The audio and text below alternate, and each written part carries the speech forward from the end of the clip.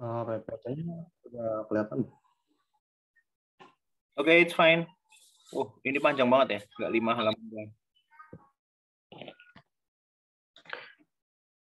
Bisa saya mulai, Pak? Silakan. Assalamualaikum warahmatullahi wabarakatuh. Saya perwakilan dari kelompok People Graphic akan mempresentasikan analisis karya fashion desainer Raffi Ridwan. Dengan beranggotakan Zaki Maulana Al-Fatah, Raka Pradipta, dan saya sendiri Muhammad Raffi Ramadan. Pendahuluan Raffi Abdurrahman Ridwan atau Raffi Ridwan, anak laki-laki berusia 14 tahun ini kini menjadi perbincangan masyarakat dunia. Raffi Ridwan adalah seorang penyandang tunarungu, perancang busana termuda di Indonesia juga dunia. Karyanya dipakai oleh Tyra Banks pada kompetisi Amerika Next Top Model hingga Michelle Obama. Pada ulang tahunnya yang ke-9, Raffi berhasil menggelar bini show-nya berkolaborasi dengan Barli Asmara, salah seorang perancang busana ternama Indonesia. Koleksinya bahkan sempat hadir di pagelaran fashion paling bergengsi di tanah air, Jakarta Fashion Week JP 2012. Metode penelitian. Metode penelitian yang digunakan yaitu metode penelitian kualitatif. Kualitatif merupakan metode penelitian yang dapat digunakan untuk mengeksplorasi dan memahami makna yang berasal dari masalah-masalah sosial atau kemanusiaan.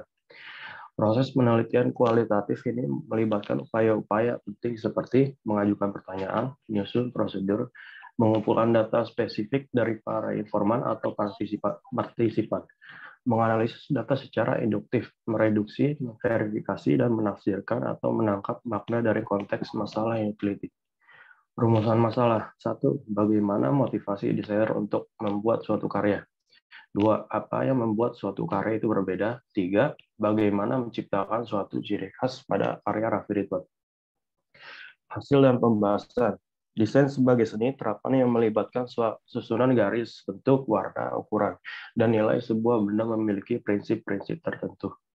Dalam pembahasan ini, cara berpikir desain oleh Raffi Ridwan yaitu menggunakan metode divergent, yaitu dapat dilihat dari kemampuan individu untuk mencari berbagai alternatif jawaban terhadap suatu persoalan. Berpikir divergent seringkali melibatkan pertimbangan dari beberapa arah alternatif atau sumber informasi yang berbeda. Raffi menorehkan prestasi tidak hanya di dalam negeri, tapi juga di mancanegara. Ia berkontribusi dalam program Amerika Next Top Model dan bekerja sama dengan Tyra Banks. Memahami desain fashion karya Raffi Ridwan. Koleksi bertajuk Echoes of Heritage tersebut berisi 24 busana siap sesuai misi dari Creative Foundation, yaitu menggali potensi kebudayaan asli Indonesia dan berbagai untuk bangsa. Sketsa Raffi diwujudkan dengan menggunakan materi batik hasil karya para pengrajin di Solo, Yogyakarta, Pekalongan, Madura, Rembang, dan berbagai kota penghasil batik. Raffi Ridwan membuat karya-karya dengan tujuan ini memperkenalkan budaya Indonesia yang ia hasilkan melalui fashion. Dan ini adalah salah satu dari karya Raffi Ridwan. Simpulan. Berdasarkan makalah analisa pemikiran desain oleh Raffi Ridwan, dapat disimpulkan bahwa cara berpikir Raffi Ridwan dalam desain lebih mengarah divergent. Divergent itu dapat dilihat dari kemampuan individu untuk mencari berbagai alternatif. Berpikir divergent seringkali melibatkan pertimbangan dari berbagai arah alternatif atau sumber informasi yang berbeda. Lahir dengan kondisi tidak sempurna, yang membuat Raffi berkecil hati. Ya, justru semakin semangat dalam menggapai cita-citanya menjadi seorang desainer. Pemilik nama lengkap Raffi Abdurrahman Ridwan, ia merupakan seorang tunarungu yang membuktikan dunia belum berakhir karena keterbatasan. Sekian dari kelompok kami. Wassalamualaikum warahmatullahi wabarakatuh. Waalaikumsalam warahmatullahi wabarakatuh. Thank you, Muhammad Raffi Ramadan, sudah mau presentasi berkaitan dengan si Raffi juga. Ini sama-sama Raffi. Cuman ya baiklah, analisismu masih menggunakan teori dari kita, dari yang sudah saya ajarkan. pengembangannya masih perlu dikembangkan, tapi itu komentar sisi lain yang perlu saya sampaikan sekarang. Kita berlanjut ke kelompok berikutnya, silakan.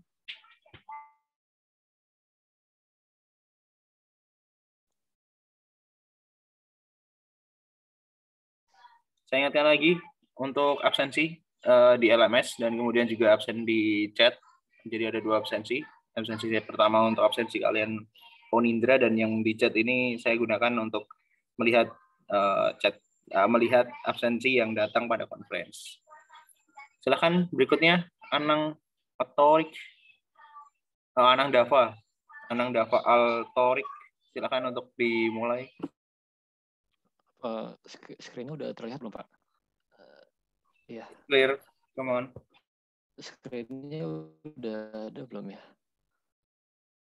Oke. Assalamualaikum warahmatullahi wabarakatuh. Udah ada.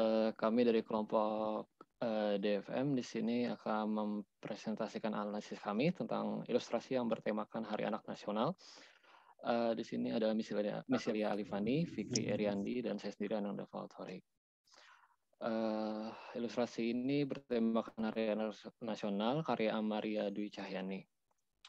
Yang pertama adalah latar belakang. Memperingati Hari Anak Nasional yang diperingati setiap tanggal 23 Juli merupakan bentuk kepedulian terhadap tumbuh dan berkembangnya generasi penerus bangsa.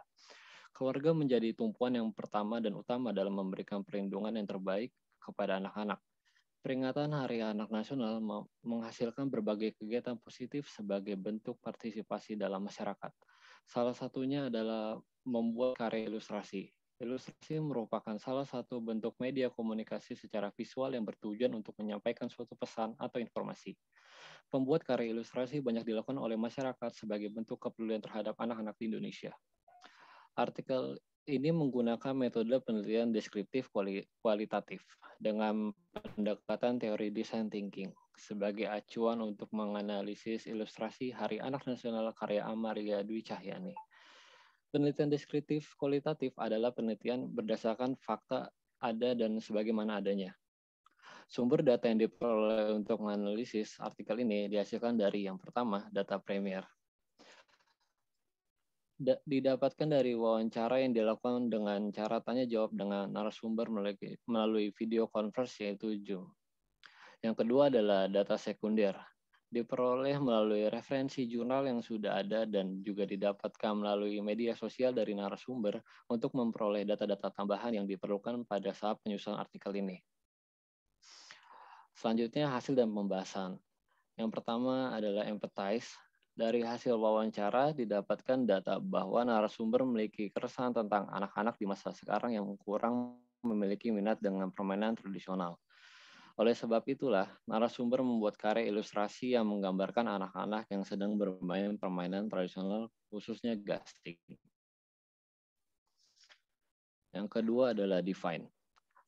Dalam tahapan define, narasumber mencoba menggambarkan suasana yang menyenangkan dari anak-anak yang bermain gasing. Suasana yang dibangun melalui ekspresi wajah digambarkan dengan gembira, pemilihan warna yang colorful, serta gaya visual yang cocok dengan konteks Hari Anak Nasional. Tidak luput juga dengan target audiensnya yaitu anak-anak hingga dewasa. Yang ketiga ada idiot. Penggambaran ilustrasi yang dihasilkan adalah anak-anak yang bermain permainan tradisional gasing. Narasumber melakukan beberapa perubahan konsep dalam pembuatan karya ilustrasi tersebut.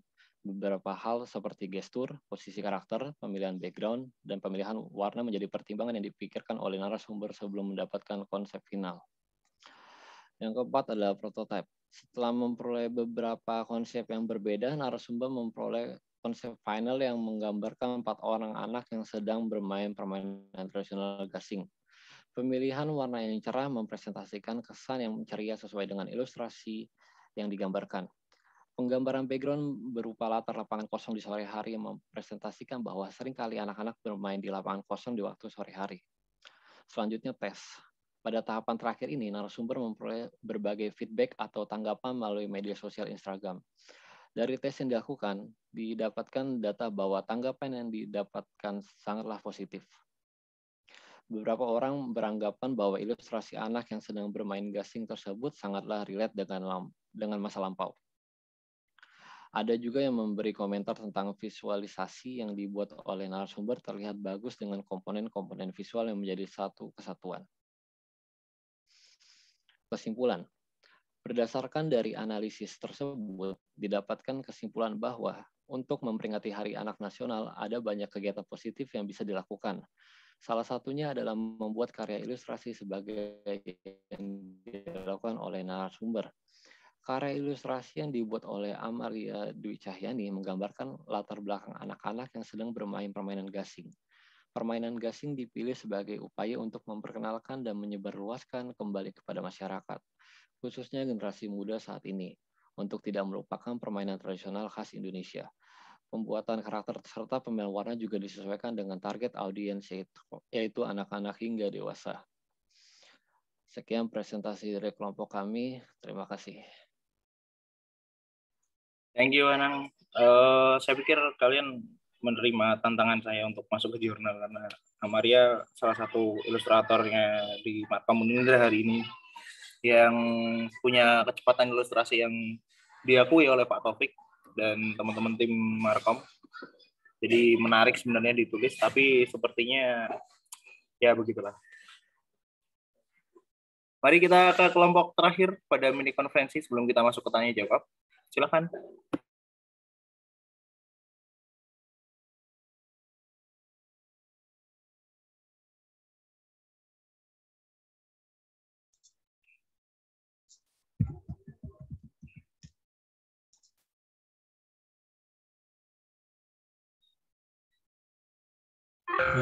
Assalamualaikum warahmatullahi wabarakatuh. Kami dari kelompok SMES akan mempresentasikan tentang perancangan novel dengan pendekatan design thinking pada pembuatan proses dalam metode pembuatan karya novel. Saya dari perwakilan kelompok SMES yaitu Muhammad Ridwan Kolbi dan anggota lainnya seperti Briliantoni dan Nabi Al-Akari. Pendahuluan. Di sini kami akan memakai novel karya dari Amdal Salat, yaitu adalah seorang pegiat seni dan aktif di berbagai komunitas alam dan seni. Kelahiran 6 Juni 94 dan lulusan S1 di Universitas. Sempat bekerja di salah satu sekolah kebutuhan khusus sehingga ia dari hasil kerjanya tersebut ia bisa menciptakan sebuah buku yang berjudul Pelang Kecil yang berlarian di ruang kelas. Dan buku keduanya itu adalah seorang laki-laki bersembunyi di balik tumpukan buku bekas yang menjadi penelitian dan pembahasan kami nanti. Buku ini terbit pada September 2001 lalu. Novel ini menceritakan salah satu tokoh bernama Linggar dan ini menjadi bagian untuk mendapatkan rasa minat baca.